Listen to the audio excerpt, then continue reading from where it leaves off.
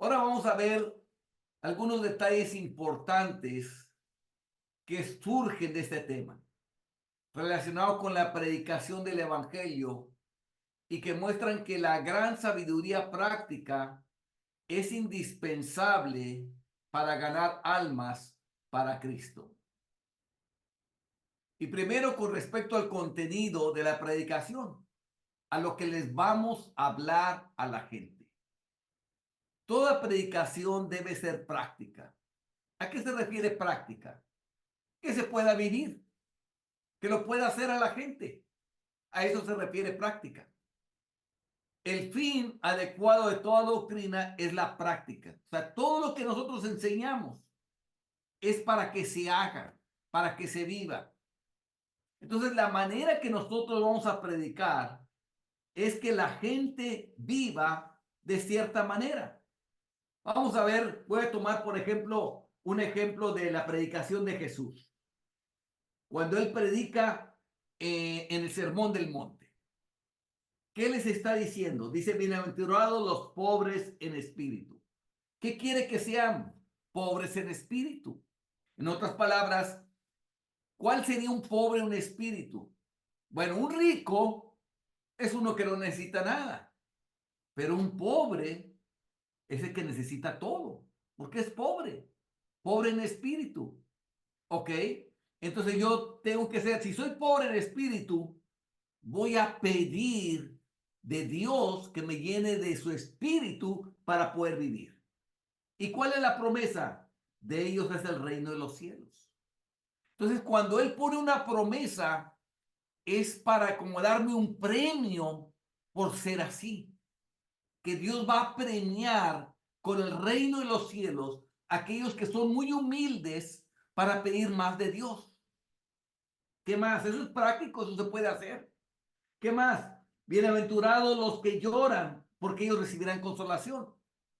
De que la palabra bienaventurada significa felicísimos. Pero ¿por qué dice los que lloran? Porque a veces las cosas no salen bien.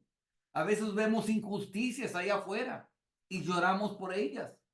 A veces vemos cosas que salen mal y lloramos por ellas. Pero ¿cuál es la promesa? Que recibirán consolación, que nos va a consolar Dios. Entonces, yo puedo estar feliz que aunque llore ahorita, la promesa es que me va a consolar. Y eso limpia mis lágrimas, porque sé que será consolado. ¿Qué otro además habla? Bienaventurados los mansos. ¿Quiénes son los mansos? Los que pasan por alto la afrenta. Aquellos que les hacen algo malo y en vez de pagar mal por mal y odio con odio, no toma en cuenta lo que le hace.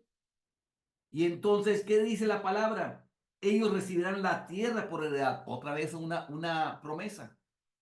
¿Por qué Dios pone promesas? Porque te quiere premiar para que lo hagas. Te quiere estimular a que vivas de esa manera. Entonces es lo que está haciendo. Entonces, todo lo que habló Jesús, cuando Jesús habla aquí, por ejemplo, habla de la ira. Oíste que fue dicho a los antiguos, no matarás, y cualquiera que matare será culpable de juicio. Pero yo os digo que cualquiera que se enoje contra su hermano será culpable de juicio. Y cualquiera que diga necio a su hermano será culpable ante el concilio. Y cualquiera que le diga fatuo quedará expuesto al infierno de fuego.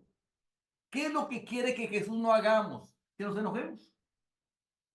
Y entonces te pone al igual que enojarse es lo mismo que matar a alguien. Y te dice que esos van a estar expuestos al infierno. ¿Qué quiere que practiquemos? Que no haya enojos. Entonces, todo lo que hablaba Jesús después habla sobre el adulterio. Que el que mira a una mujer ya es como si cometiera adulterio. ¿Qué es lo que quiere que no hagamos? Eso mismo, que codiciemos con nuestros ojos. ¿Qué más habla? Sobre los divorcios, sobre los juramentos. Todo ello era práctico. Estaba enseñando doctrina, pero era doctrina que se podía vivir en la práctica.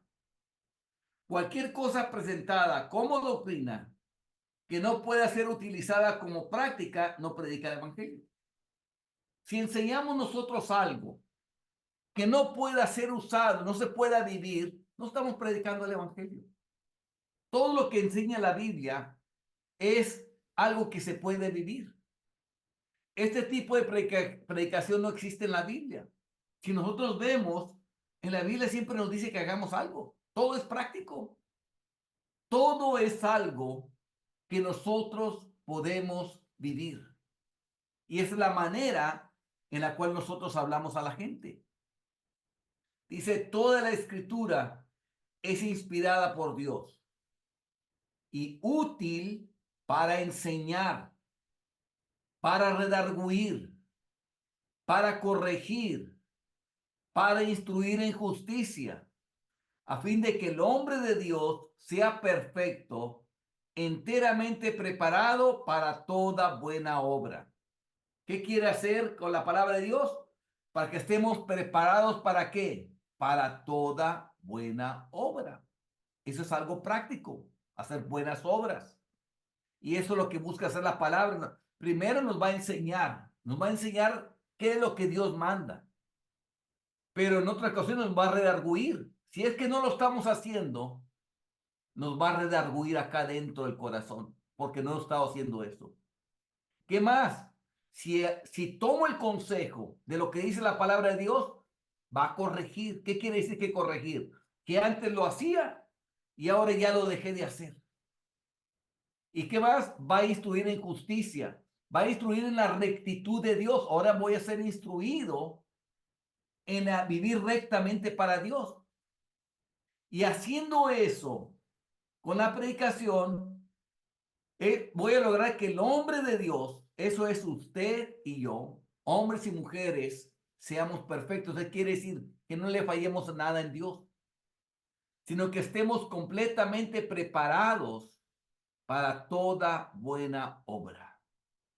Entonces, la predicación es práctica, es algo que se puede vivir, no es algo así nomás que no se puede vivir.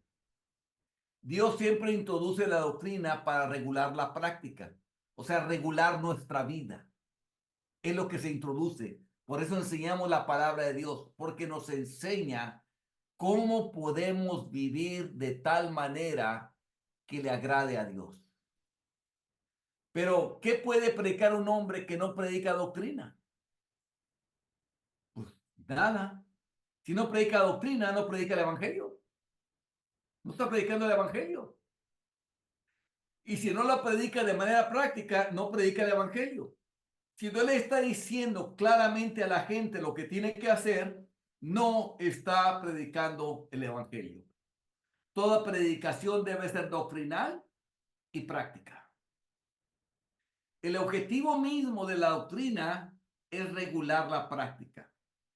Ese es el objetivo de la enseñanza. Doctrina significa enseñanza. El objetivo mismo de la enseñanza de la Biblia es regular nuestra manera de vivir, que seamos y vivamos como Jesús. Por eso los evangelios nos muestran cómo actuaba Jesús y nosotros lo imitamos a él exactamente como él vivía. En lo que él hacía, lo que él amaba, lo que él detestaba, lo que a él le gustaba, lo que a él no le gustaba, es lo que regulamos. Entonces, como predicadores, nosotros te enseñamos lo que hacía Jesús para que tú lo hagas. De igual manera, cualquier predicación que no tenga esta tendencia no es el evangelio. Está predicando historias, pero no está predicando el evangelio, porque no está diciéndote qué es lo que tú tienes que hacer. Un estilo de predicación suelto y exhortativo puede afectar las pasiones y puede producir excitación, o sea, emoción, pero nunca instruirá suficientemente al pueblo para asegurar conversiones sólidas. Una cosa es que te emocione con algo que escuchaste, pero si no cambia tu vida, si no hace ese mensaje que dejes todos tus pecados y vives para Dios, no va a haber una conversión. La gente entrará emocionada y seguirá emocionada y ya cuando llegue a su casa ya se le olvidó, porque era pura emoción. No cambió nada en su vida. No hubo un compromiso con Dios. Entonces, ¿qué pasó? No pasa nada. Simplemente escucha la palabra por un oído y se le va por el otro. Por otro lado, predicar la doctrina de manera abstracta. Abstracta es que no sabes a qué se refiere. Puede llenar la cabeza de ideas. La omnipotencia de Dios. La omnipotencia, ¿qué es eso? ¿Qué es la omnipotencia de Dios? O sea, una palabrota así teológica, la omnipotencia de Dios. ¿Qué es lo que debemos de hacer nosotros como predicadores? Decirles, la omnipotencia de Dios significa que Dios puede hacer todas las cosas. Eso significa. Dios puede hacer todas las cosas. ¿Qué puede hacer? Si tú estás enfermo, Dios te puede sanar. ¿Qué más puede hacer? Que Dios hace llover, que Dios hace salir el sol, que Dios hace llover sobre justos e injustos, que Dios castiga al pecador, que Dios recompensa al justo. A eso ya le estoy diciendo, ok, como Dios hace todo eso, entonces, por lo tanto, Dios puede santificar el corazón y mi vida. Dios puede limpiarme, Dios puede limpiarte de todo pecado. Dios puede cambiar tu corazón.